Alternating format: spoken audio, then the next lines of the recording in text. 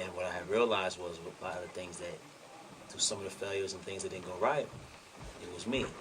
I realized in self, I'm the answer in that problem. I'm my best friend, or I'm my worst enemy. And when I can figure myself out, I can succeed and go very far. But if I'm not getting to a point I want to see in my life, sometimes it might be certain things I'm not doing right. You know me. When I was younger, it was lack of discipline. I was so talented. I was so talented with this music that I had. I was one of those type of guys that just be like, I'm just nice, man, and this is gonna happen, and I'll sit here all day like telling myself this, like that's a false ego, like yeah, because I'm just nice. So if anybody hear this and I give them one CD, then I'm gonna be with Drake and them, with Jay-Z and them. You know what I'm saying? Like, and that mentality really comes back to haunt you. Found out that was my problem. One of the s.e.l.f. MC, Most Def, and all them, I heard them one time rhyming. He was like, yeah, talent wasn't enough though. It had to be hard work. Talent wasn't enough. They gotta be hard work with the talent. Then you'll see something happen. Some people don't have no talent and got all hard work, and they'll go further than the person with the talent. You know what I mean? So this is what this album was about. Really, just looking at myself and saying, yo, I'm gonna go out here and start working hard with this talent I already had. The talent came natural, easy. I realized I had that at 13. Like, got all this. They put the beat on. I'm just rhyming. He's like, I got it. I can do this.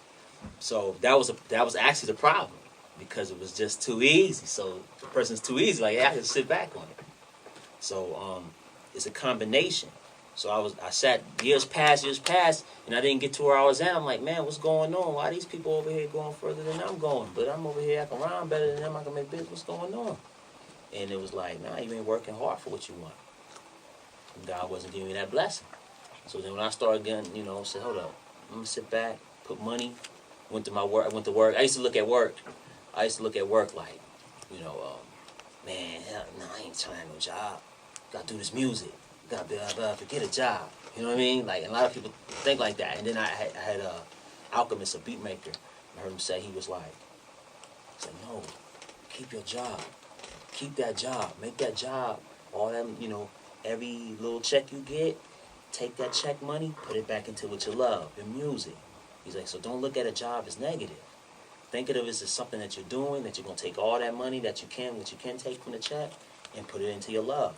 So I was going to work, take a little 100 here, whatever I could take from that check, right into here, and then start passing out free. So then that sounded crazy too, because it was like, well, man, you ain't making no money back. Back in the day, you would make money off of a CD. Yeah. Now it's to the point, it's like, give it out free. I'm gonna tell you who I learned this from. This was Nipsey Hussle, because I met up with Nipsey Hussle on something else, and on the thing, and I noticed that when I had my whole CD and he was giving them out. I'm like, it's because of the new era with the internet and everything. Music is so easy to get. He's like, Nipsey basically said, he says, I use my music as a way for you to get closer to me. But just know my mind state and how I live. Not for money. He'll do his clothing line. Now that right there you can't really do, cause so this is where he would make his dough at. Doing shows, he gets dope. But the music was just a way of being like, hey man, take that. Get familiar with me. How my mind works, what I'm about every day, my whole lifestyle. So that's kind of like, that's what I'm kind of doing here. Is like, when I'm giving this music out free, I'm letting you get familiar to this life, my mind state, how I am every day, the whole self way of thinking. And then that way you're like, oh, okay, I'm familiar with this guy named Roze, you know what I mean? This whole self thing that he's on. And then from there, people like it. They're like, yo, I want to cop a shirt now. You know what I mean? I will put the money up for that shirt, because I feel this whole mentality and what it's about. So that's basically where it's been at, man. If y'all have the love for this music and the talent, definitely that's a blessing. Be thankful for that blessing, but know that it takes some hard work out there, and the mind, it can't get trapped. You can't leave those ideas in your mind. Any idea that stays in your mind for too long is actually a problem. It means you didn't move on it, and it will actually become, believe it or not, your mind is tricky. It will actually become a reality to you. If I can explain that, like, how can I say? Okay, everybody heard the whole concept about the world being flat and the water. You know, nobody wanted to go into the water, this and that. So what it was you had a group of people. They're looking, you know, boats and things ain't really made yet. They're looking, they're like, don't go into that water, man. It's flat. That was the idea. So I'm the one looking at the world. I'm like, yo, look at this water. I'm like, hey, y'all, it's flat. It's flat. Don't go in there. You're gonna fall off the top of this, man. It's over. Don't do it. So I haven't even jumped in that water, but my idea told me that it's flat. Then I tell you, nobody jumps into this water. But the idea of it being flat, it stays in my head for so long, I start living like it's the truth. So you see me 5 years later, like, yeah, why you never go swimming? Why you never... Don't you know the world is flat? You don't hop in the water. It was a lie. But it stayed in this idea was a lie, and it stayed in my head for so long, about 5 years, I actually lived my whole life like that now. So here everybody else jumping in the water going, and I'm over there like, don't do it. I actually told myself something I never tested. So what I heard, the craziest thing I ever heard was, every idea that you have in your head, you must test it. So if I say the world is flat and it's a water, I must jump out there to test it, to know the truth. Never let an idea stay in your head, because that's one of those things that is cold. And so I was just like, I had the idea of, oh, I'm nice at rapping, and I'm just going to make it.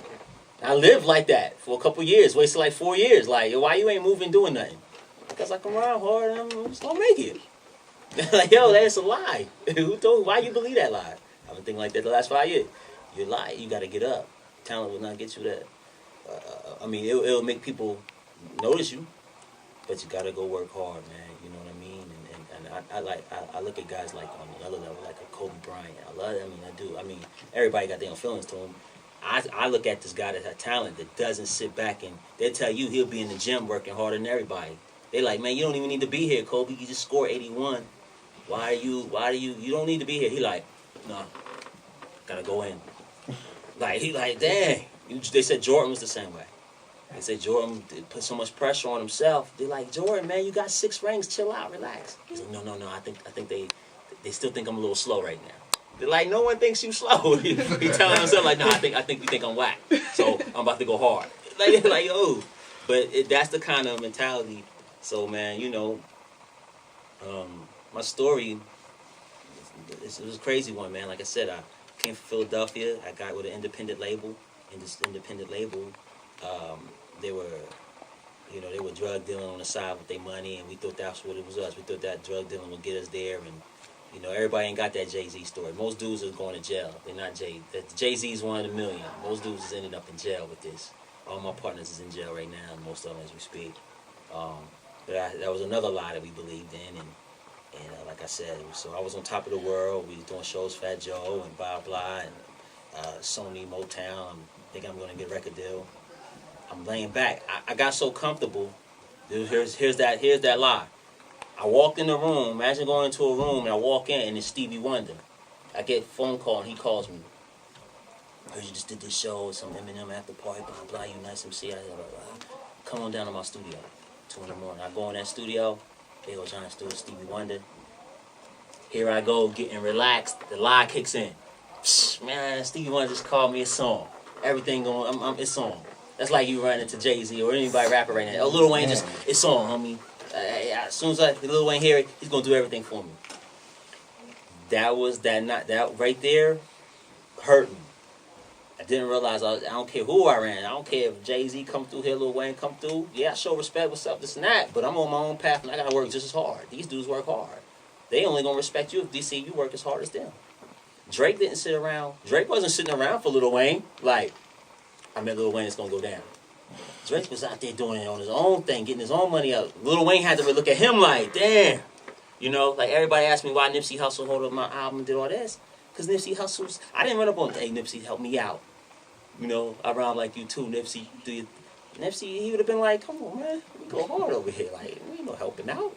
He seen that I was out there going just hard with the CDs and passing out. He like, I have to respect that.